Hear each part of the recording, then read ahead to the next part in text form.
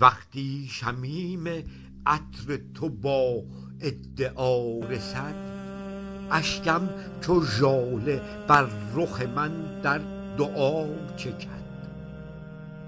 سجاده پهن و طرف گشاید مقابلم، نوری که از عنایت پروانه ها دمد. گاه حضور طره زلفت چه تفریحی، از هر طرف به طرفه پیوند ما زند. من تا دعا به لب به تو معراج جان برم، ذوقم لبالب از لب حسنت صفا برد.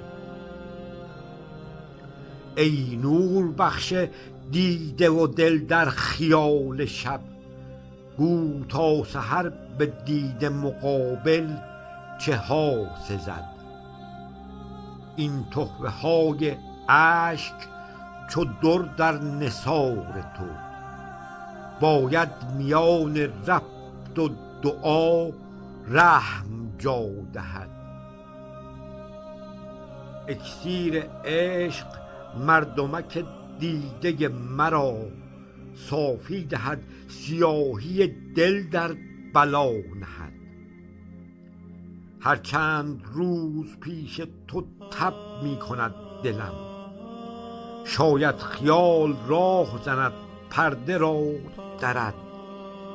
طالب حضور یار به یک سجده بازخر، تا یار با حضور و عنایت تو را خرد.